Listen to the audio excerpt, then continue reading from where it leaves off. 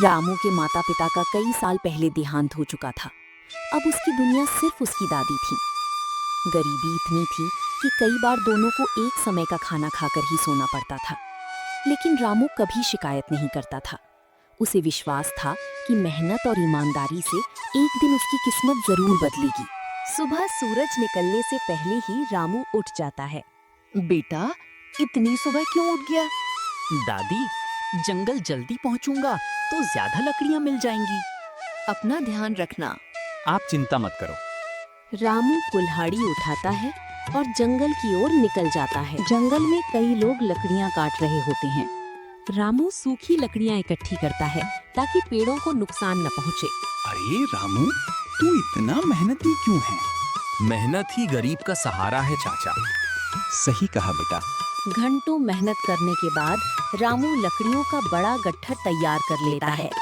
रामू लकड़ियां बेचने बाजार पहुंचता है।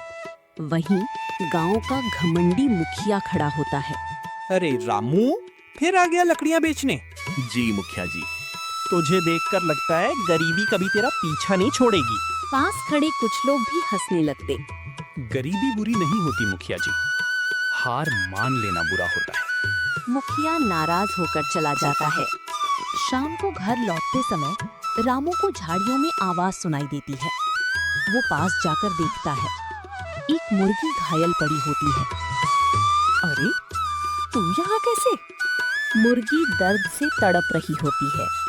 रामू उसे उठाकर घर ले आता है। ये क्या उठा लाया? दादी, ये घायल थी। हमारे पास अपने लिए खाना नहीं है। लेकिन इसे मरने के लिए नहीं छोड़ सकता था। तू बहुत अच्छा है बेटा। रामू मुर्गी के घाव साफ करता है। दिन बीतते जाते हैं। मुर्गी धीरे धीरे ठीक हो जाती है। अब वो पूरे घर में घूमती रहती है। रामू उसे प्यार से चंपा नाम देता है। चंपा, अब तू हमारे परिवार का हिस्सा है।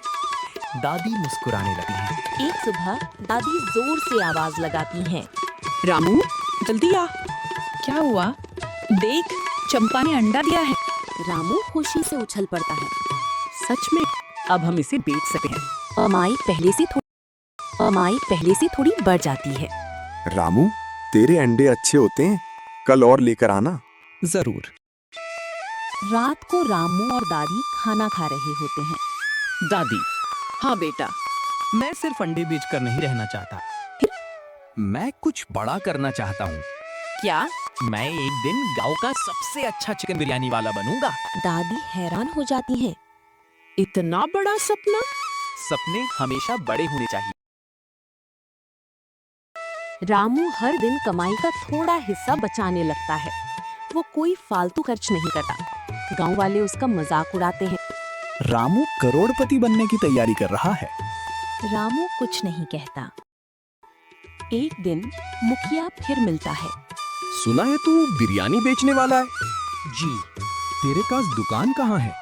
पैसा कहाँ है? अभी नहीं है, लेकिन होगा। सपने देखना बंद कर। रामू मुस्कुराकर आगे बढ़ जाता है। अब रामू दिन में जंगल जाता है, शाम को मजदूरी करता है, रात को अंडे बेचने की तैयारी करता है। धीरे धीरे उसकी बचत बढ़ती जाती है। 6 महीने बाद रामू के पास कुछ पैसे जमा हो जाते हैं। वो बाजार जाता है, चावल खरीदता है, मसाले खरीदता है और थोड़ा चिकन खरीदता है। क्या करने वाला है? बिरयानी बनाऊंगा। शुभकामनाएं बेटा। घर पर दादी और रामू मिलकर बिरयानी बनाते हैं। देसी मसालों की खुशबू पूरे गांव में फैल जाती है। लगता है बहुत स्वादिष्ट बनी है। आज पता चल जाएगा। रामू पुराने लकड़ी के तख्तों से एक छोटा ठेला बनाता है। उस पर लिखता है, रामू स्पेशल चिकन बिरयानी। गांव वाले देखकर हंसते हैं। ये भी कोई दुकान है? 2 दिन में बंद हो जाएगी। जाते हैं, कोई ग्राहक नहीं आता। रामू उदास हो जाता है। तभी एक बूढ़ा यात्री वहां आता है। बेटा, खाना मिलेगा? जी, गरम बिरयानी है। यात्री बिरयानी खाता है।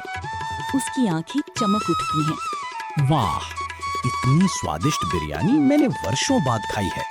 रामू खुश हो जाता है। शाम को रामू पैसे लेकर घर पहुंचता है। आज कैसा रहा? सब बिक गया। सच? हाँ। दोनों भगवान का धन्यवाद करते हैं।